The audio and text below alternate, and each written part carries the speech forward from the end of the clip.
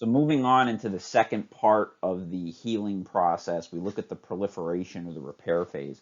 So this phase involves a couple different things. It includes revascularization. So blood vessels have to form, or little capillaries are going to form in the area to support the healing process. A process called angiogenesis, okay, which is the formation of blood vessels, is going to occur to support the healing that goes on here. Regeneration and or repair. So basically, essentially what we're going to have is, from the musculoskeletal standpoint, we're going to have the formation of scar tissue that ideally we try to remodel to get as close to the tissue that was there previously. Again, the extent to which, repair regeneration occurs is going to depend upon the tissue.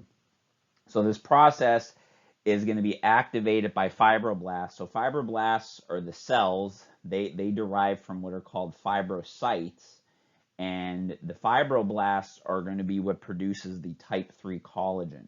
Okay, so there's signaling that occurs that gets fibroblasts to basically form this type 3 collagen. So you have an initial laying down of type 3 collagen, which is a very loose, unorganized type of scar tissue that eventually will further mature into what we call type 1 collagen later on in the what's called the remodeling phase. It's going to be important that fibroblasts become active during this phase in order to support this process. So it's going to be influenced by cytokines, and both macrophages and fibroblasts, which are stimulated by cytokines, will become active. So you're still going to have some cellular activity going on from the inflammatory phase that kind of proceeds into the proliferation or the repair phase. Okay, again, proliferation is going to peak around day 6, so 6 days a week is where it's going to go, and a lot of the cellular activity could go on up to about 2 weeks. And again, some of this is going to be some leftover events that occur during the inflammatory phase. So, and usually what you'll have is by about days, somewhere in between days 2 through 5, you're going to have type 3 collagen getting laid down. Type 1 collagen is actually going to start to form. You're going to have the early parts of type 1 getting laid down, which is essentially the end type for the scar tissue that you'll have around 5 days. That will start to kind of lay down, but you'll still have a heavy amount of type 3. Most of your collagen, okay, so, and again, a lot of this depends on the extent of the damage, but most of the collagen is going to be laid down in about 15 to 20 days. So you look at around a 2 to 3 week time frame for most of that collagen to be laid down. The idea is during the repair phase is to apply enough stress so that you're already kind of starting to stress that collagen, but you're not applying too much stress because obviously you don't want to disrupt it. And again, when the damaged area is made up of primarily type 3, it's still going to be it's going to be a little weak yet. Okay, so the idea here is that therapeutic exercise can stimulate or halt repair. So we want the exercise to be at an optimal level to where you will continue to stimulate and strengthen that collagen as much as you can, understanding your time frame. So again, being aware of clinically how the patient presents, what type of tissue you're dealing with. We're going to talk about how some of the different tissues have slightly different time frames and dynamics that promote healing at a slightly different rate.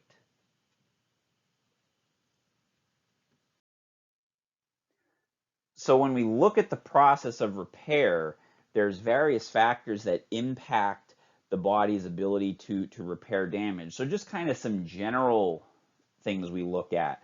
The overall health of the individual, okay, like what's their nutritional status and things like that. That impacts repair.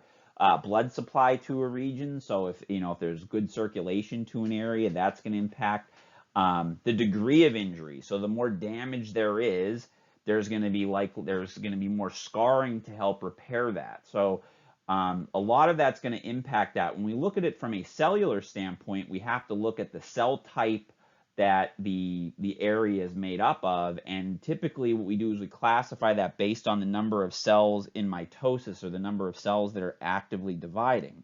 So we look at different types of cells there's, different tissues and organs in the body are made up of different types of cells, primarily based upon what their role is. So when you have a lot of labile cells, okay, these are areas of the body where the cells are constantly being replaced. So there's constant turnover, and this is in areas where there tends to be a lot of stress, a lot of exposure to the environment. So the epidermis on the skin, the bone marrow, the cell lining in the respiratory, gastrointestinal tract, genitourinary tracts.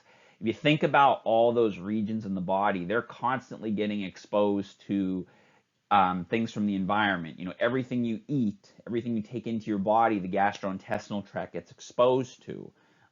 So those cells in those regions have to constantly get replaced and regenerated. So labile cells have a very good regenerative capacity, okay, because of that fact. Now, what we have up next, slightly less regenerative capacity, are your stable cells. So when we look at the cells that make up these tissues, the tissues of the liver, pancreas, and kidneys are some of the organs that have, slightly less regenerative capacity. What we want to look at is when we're dealing with musculoskeletal tissue, are your fibroblasts, which are basically the cells that synthesize collagen and elastin. So when you look at your soft tissue, like your tendons, ligaments, they're the cells that allow for that repair to occur there. Osteocytes, which are immature bone cells, they will turn into osteoblasts. That's where we get bone healing. Your endothelial cells, they're what kind of line the blood vessels, and your chondrocytes are what make up cartilage. Now, certain types of tissue will obviously have a much greater capacity to purely regenerate. For instance, bone and cartilage has the ability to regenerate, but they do so very slowly. So they don't regenerate quite as fast as what you get with labile cells. Whereas your other tissue, say for instance a ligament doesn't really regenerate, it repairs with scar tissue. So in other words, when you tear a ligament, it doesn't get replaced with the same ligamentous tissue that was there, it gets replaced with scar tissue. What we just try to do is remodel it as best we can to get it to at least as close to the strength as possible that was there. Now, if you break a bone, all your healing factors and everything being what they are, bone will regenerate and you'll get bone tissue there. So it is slightly different. And again, we're going to talk about the different types of tissues and kind of how they go through all these different processes. Then you have permanent. These cells have no regenerative capacity. So, examples of this, nerves in the central nervous system, the lenses of the eye, cardiac muscle, they have no regenerative capacity. So basically, once these get damaged, basically the function just isn't there anymore. Another interesting thing that could happen with cells is cell plasticity. So this is the cell's ability to alter its behavior or phenotype. So you'll see this if cells are exposed to, for instance, an abnormal stress, they can actually take on a different phenotype, essentially, or alter its behavior. So, for instance, in a muscle, when you apply this to, musculoskeletal structural injury, a muscle, if it gets damaged, could actually have bone get deposited in it. Okay, if you've ever heard of a myositis ossificans. Okay, so you can see this. Say, for instance, it's very common to have this in really bad quadriceps contusions where there's a lot of bleeding. If you don't treat that appropriately, kind of allow that reabsorption of that blood and don't apply too much stress to it too early on, or if you apply too much stress too early on, you'll actually get bone formation in there. In tendon, you can actually have some chondrocytes actually come into the region if you apply inappropriate load. So you actually will get the cells that make up cartilage actually starting to form in the tendon. I've actually discussed this with somebody, an individual that studies a lot of shoulder injuries, and they find that a lot of times you start to see that in throwers with rotator cuff issues. So the key being is that you need to, particularly in the early phases, you need appropriate stress as the inflammation subsides. So kind of when you're in between that inflammatory and repair phase, it's kind of a delicate balance, but you need to apply stress. You need to see basically what can you have the person do without creating too much inflammation. So, again, if you start to see, if you start to apply things and the patient starts to have a lot of pain at rest and, increased pain during passive, range of motion activities, simple things like that, then you start doing too much with them. So that's where you could kind of see. So if you get a patient, they come in, things start to look good, you apply some new exercises, the next day they come in, there's a lot of swelling and things like that, they're having increased pain, then you stress them a little too much, so then you'd want to back off a little bit. So you want to make sure that you want to allow that, but typically after at least 3 to 4 days, you want to gradually increase the stress being applied to the region, because again, just like inflammation kind of gradually moves into repair, repair gradually goes into the third phase of remodeling, and we want to optimize that remodeling response, particularly in some soft tissues that are going to have a lot of scar tissue, because if we don't, that scar tissue won't be as strong and kind of realign quite the way we want it to.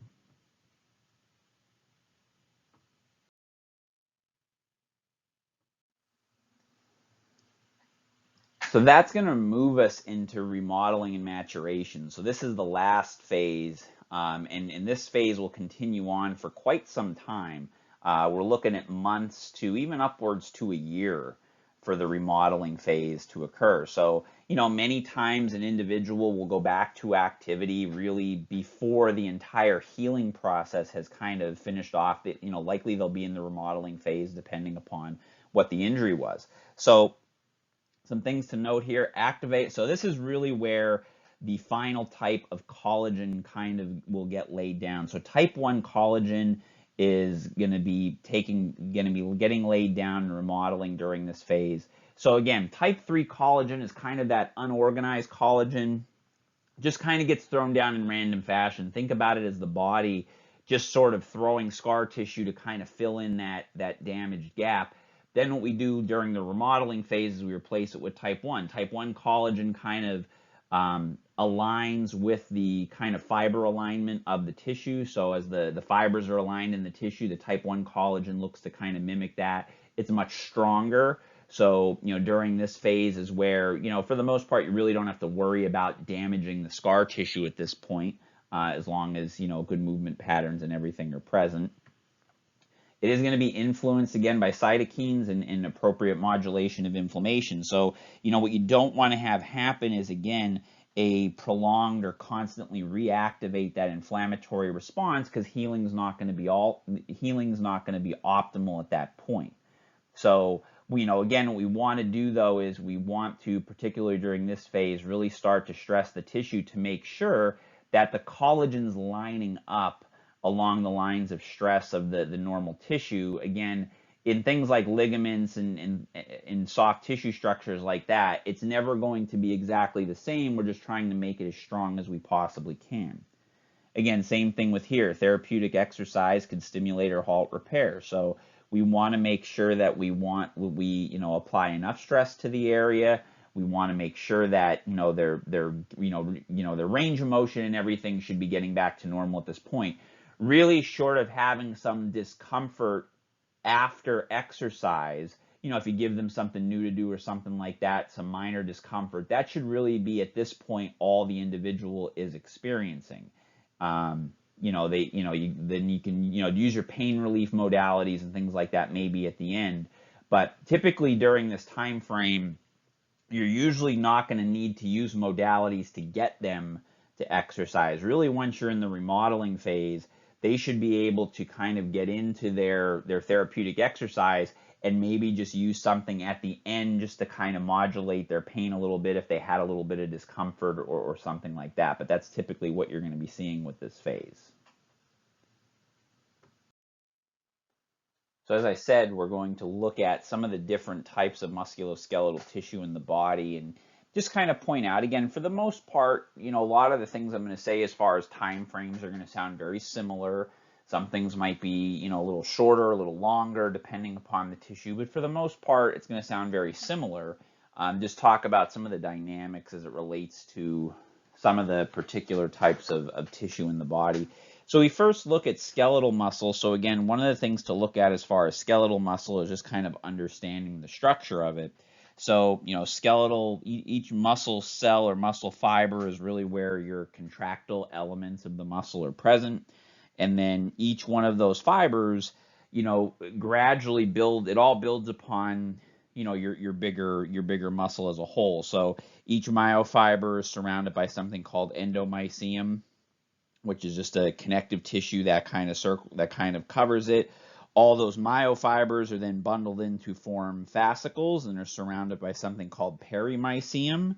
And then the entire muscle consists of a bunch of those fascicles contained in what's called epimysium. And all those different layers are basically soft tissue.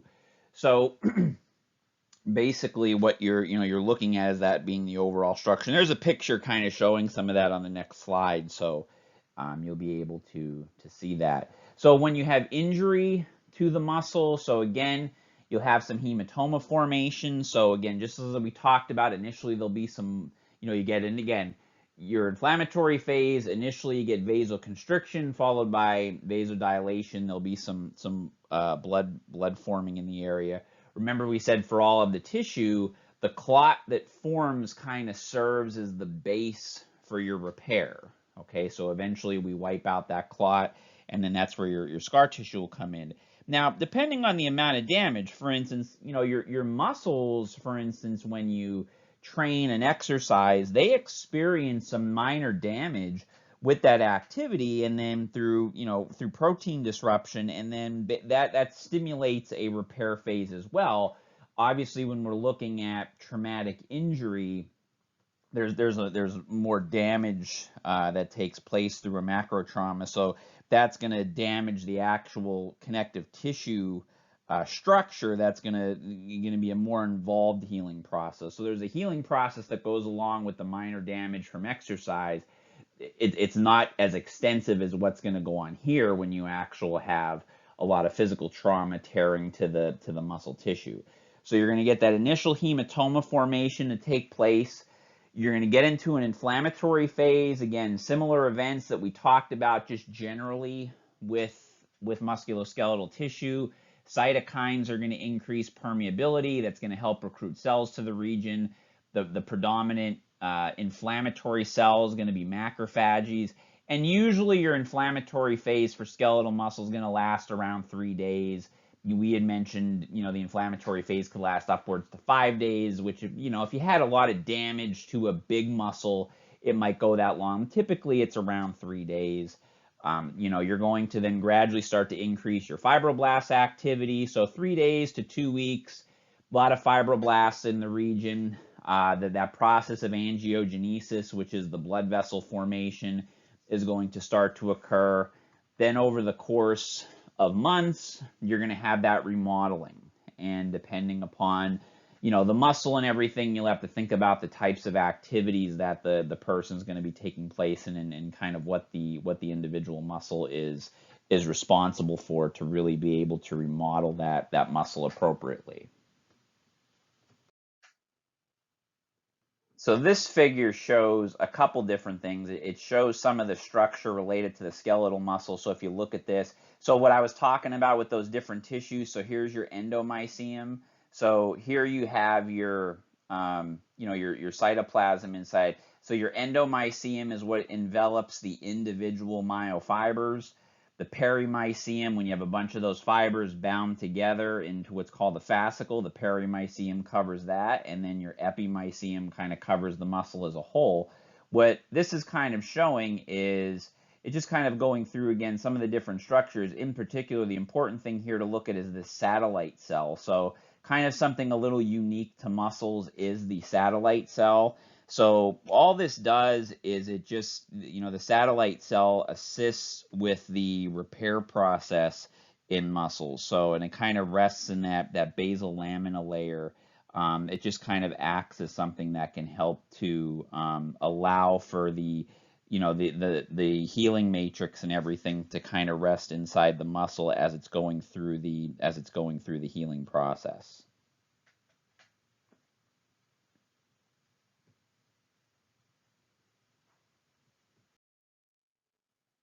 So looking now at tendons, there's kind of unique challenges with tendons. So, tendons to a degree are similar to skeletal muscle because they have, bundled fibers inside. However, their structure is slightly different. So while they have a similar structure like muscle does with the different bundles, there's still some different things as far as blood supply you deal with. And again, they're made up of type 1 collagen, and they kind of reside in what's called the endotendon. And then a bunch of those bundles kind of form the overall tendon structure. The other thing to note is that most of the blood supply, so this is what's kind of unique to a tendon, most blood supply from the tendon comes from the area where it inserts at the bone. Okay, so that myotendinous junction or the muscle tendon junction is where most of the blood supply is. The midpoint of the tendons is a area where the vascularity is a little insufficient, so that's what could cause some challenges as far as healing is concerned. As far as the outer layer of the tendon, so some tendons have what's a synovial sheath that does kind of help with nourishing the tendons. However, not all tendons have that. So if a tendon has a sheath, it'll be covered with that. If it doesn't, it's going to be covered by something called a paratendon. And the paratendon is basically what then serves as the connective point between that and some of the other fascial regions within the soft tissue. So that's where a lot of the challenges take place, is that the vascularity issue associated with tendons can sometimes make things a little difficult from a healing perspective.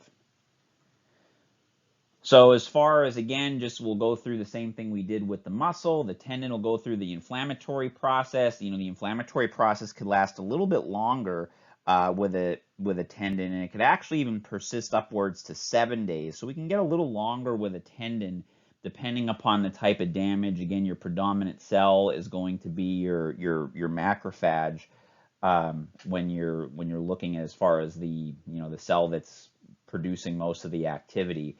So the proliferative stage, at about 3 weeks, you have some tenocytes that become very active. Again, you'll have a lot of, type 3 collagen early on. It's usually going to conclude around weeks 5 to 8. So we have some processes that are taking a little bit longer because of the blood supply, and a lot of it sometimes will depend upon the actual area of damage in the tendon.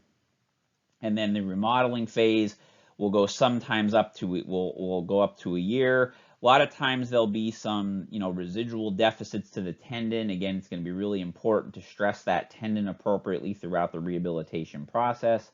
And sometimes the restrictions a lot of times early on will be because of the vascular component.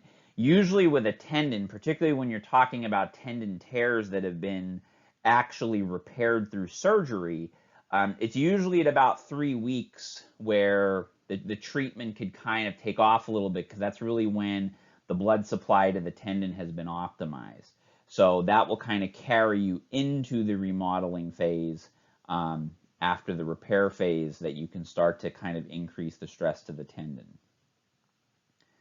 Here's something that I want to talk about is when we look at, so obviously tendon tears and things like that can happen. But probably the more common thing you'll likely deal with and contend with is more of a chronic tendon injury. And it's important to kind of note that what is actually going on with a chronic overuse injury. So, you've heard the term tendinitis. And so itis always implies an acute inflammatory response. And what we find with most of the chronic tendon problems that we have is that they're not an acute injury, and they don't involve inflammation. So, typically when you're dealing with what we classically think of as tendinitis, you're actually dealing with what they consider more of a tendinosis or a tendinopathy, where there's not so much inflammation, but it's a disruption of cellular activity that actually produces more of a degenerative response than an inflammatory response. So if you kind of look at the tendinosis model here that I have in this picture, what happens is, so here's what your normal tendon looks like. Okay, so picture this being your normal tendon. Pathogenesis, so whatever, the person has some type of overuse injury or something occurs. what you actually get is a breakdown and degeneration of the tendon. So this is actually what you're seeing. So you see that the those collagen fibers are kind of broken down. You get an increase in what's called ground substance in the tendon. Now, ground substance is usually present. It's just present in smaller amounts. Okay, so you get a lot of that. So you actually get a degeneration of the tendon, extracellular matrix, and then there's different types of dysfunctional cellular activity that takes place. And this is all absent of inflammatory cell infiltration. So what's actually happening is the inflammatory process doesn't respond, and that's what causes the tendon to degenerate. So the tendon will actually degenerate as a result of an inadequate inflammatory response, okay? So again, you'll get those ultrastructural changes, the disorganized collagen, you'll get some micro tearing, you'll actually get an increase in type 3 collagen. Again, that's what I was kind of showing you down here. The tendon becomes kind of disorganized. You get increased ground substance in the area. You may even possibly get, I had mentioned this earlier, some possible chondrocyte infiltration. So you'll actually get, in some instances, cartilage cells forming inside the tendon as well, which can again produce some more pain and discomfort. So you see other illustrations of it here with the tendon degeneration kind of at the different level of the fibers here present. So just as you have with the muscle, the tendon is composed of different layers of fibers and everything as well. You see the picture here. So obviously the Achilles tendon is a very common area where this takes place. So knowing that, so that kind of the significance of that is just the fact that, so how we approach a chronic tendon injury, we have to look at how to get it into the repair phase. So basically what happens is that the tendon gets stuck in this degenerative kind of process, and what we really have to do is kickstart the healing process. It just basically can't do that. So the interventions, and we'll talk about some of the different things that we'll do later on with some of the modalities once we get into them, as to how to approach this to kind of optimize and get into that because what we ideally want to have happen is we want to get into regeneration and repair and have the tendon back more into looking like that as opposed to this, okay? And again, some of that will also involve, kind of fixing what the person's doing wrong that's causing this in the first place.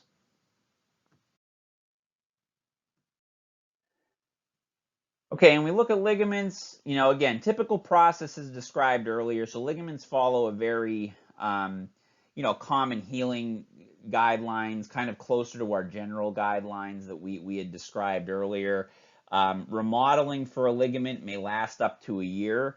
So, again, if you get somebody who sprains their ankle, and let's say it's like a grade 2 ankle sprain, there's some tearing in the ligaments, even though they may go back, obviously people don't usually get knocked out for an entire year with a grade 2 ankle sprain, but they need to continue rehabilitation even once they go back and start going back to activity. So because that remodeling process goes back up to a year, and there still could be some, proprioceptive issues and stuff like that, they need to continue with the rehabilitation process for a much longer period of time. Now, an interesting point with ligaments, interarticular ligaments have poor healing abilities. So this is why, someone will say, well, how come you can tear an ankle ligament and it'll, go through the repair process, but if you completely tear your ACL, it doesn't heal. Well, that's because it's an intra-articular ligament. So those ligaments have a very poor healing response, and this is basically primarily due to the fact that a lot of these intra-articular ligaments can't approximate, so that doesn't allow them to heal in that fashion. So when you tear a lateral ankle ligament, they still have the ability to approximate and go through the repair process, and intra-articular ligament doesn't. So that's why something like the ACL needs to be reconstructed if it's torn completely. Now, if you have a partial tear, which can happen, sometimes depending upon the degree, they'll maybe try to let them go and see if they can scar down, but even then they could be a little difficult as well. So, but that's why, there's a difference there. So that's kind of the one unique thing when you look at ligaments. Other than that, for the most part, all of your, healing processes that we talked about in the kind of the general discussion on the healing process will take place with ligaments. Okay, so looking at bone tissue, we'll talk a little bit about some bone classification. Your textbook mentions this. So you have, three classifications. You have long bones, you have cuboidal bones, and you have flat bones. So the flat bones are usually the structures that surround like your vital organs. So the skull, the ribs. Your cuboidal bones make up like the complex joints like the wrists, so those little bones inside the wrists and feet. And then your long bones are the bones in the axial skeleton. You have, a structure within all of these bones. You can see the picture on the screen here on the right. You have two general layers. You have the cortical bone, which is the hardened area on the outside, and then on the inside you have what's called your spongy bone or your trabecular bone, and that's also where the bone marrow is contained. So all of these, so this kind of gives different layers to the bone. Inside the trabecular layer, it's organized into pillars or osteons, and that's what kind of helps to organize the structure of the bone. The other thing you have are your different bone cells. Okay, so there's three types of bone cells. There's osteoblast, osteocytes, and osteoclast. So your osteocytes are basically the immature bone cells that are present that make up bone. Osteoblasts synthesize and build up bone. Okay, so osteocytes osteoblasts build up bone, and osteoclasts break down bone. So your bone's constantly in going through remodeling day to day. Okay, you build up bone, you break it down. Inside the bone is an area called the canaliculi. Those are the canals where the osteocytes or those bone cells kind of reside.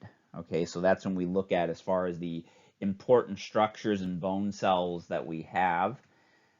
Again, so we look at the bone tissue. So when a bone fractures or breaks, you go through an inflammatory phase. Anywhere from about 2 to 5 days, you'll get hematoma formation.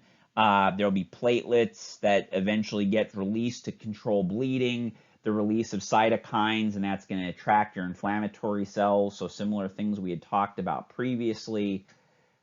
You'll get into the repair phase. Now what's unique about bone is that you will get callus formation in bone. Okay, so you'll still get type 3 collagen getting laid down, but what'll happen is that type 3 collagen will eventually turn into a bony callus. Okay, so and that callus will actually begin as cartilage, so it'll contain type 2 collagen. That's the collagen that makes up cartilage, but it'll eventually mineralize and transition into type 1. Okay, and then that will eventually follow the remodeling processes that we talked about. The repair can take anywhere from about 2 to 12 months. Again, depending on the bone, what type of fracture it was. Certain bones you'll have to have, fixation take place through surgery, depending upon what the bone's responsibility is, and that will obviously impact the healing process as well. And then you'll go through the remodeling process, which, is a function of all bone cells. The osteocytes will be involved in this, and then you'll also get some osteoblasts added into the circulation to continue to build up bone. At the same time, osteoclasts will try to reabsorb any excess bone that gets placed down. And a lot of times you'll notice, even in a fracture, you get a fracture to heal, there's usually still a little bit of extra bone. It's not uncommon. You see this a lot in clavicle fractures. So someone fractures their clavicle and they don't have any type of surgical intervention. There'll always usually be like a little bit of a bump. So through the remodeling phase, some of that extra bone will still kind of be laid down. And the remodeling process could last upwards to 3 years when you're looking at a bony fracture.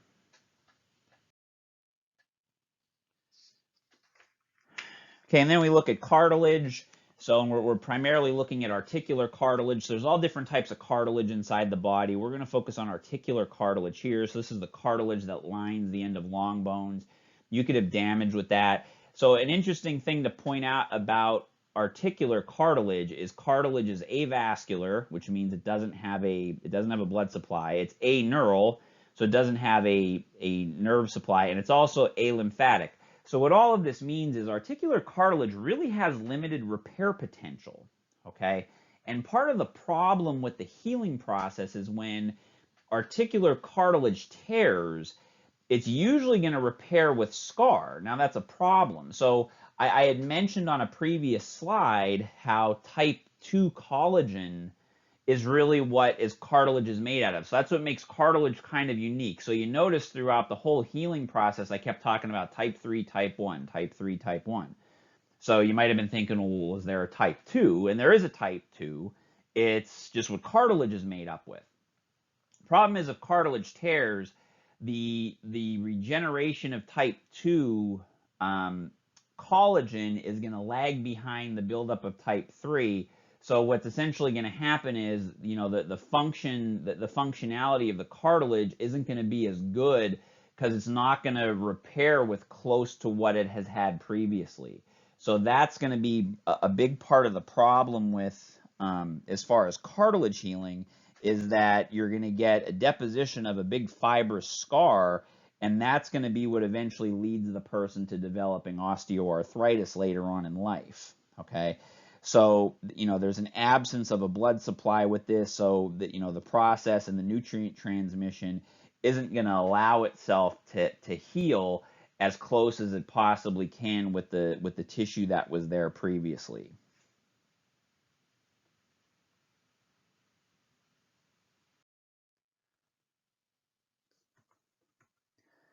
So just in summary, and again, go back, look over. There's some other charts and illustrations in the book that I didn't use, but they could certainly kind of help, in understanding the situation.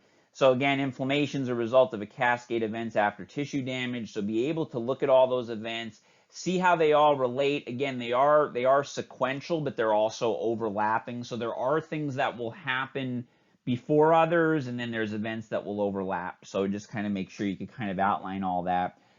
Inflammation is essential to repair. Without the inflammatory phase, you cannot enter the repair phase. The goal of the inflammatory phase is just what we said. It's to kind of contain the injury, remove the cellular debris. The goal of the repair phase, or the proliferation phase, is to repair the tissue. It's to bring scar tissue into the area and repair the tissue.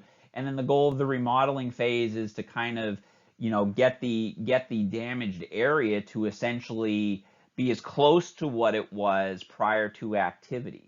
And those are the different goals of each individual phase. So all the phases have different goals that need to be addressed, that will kind of help with the overall healing process.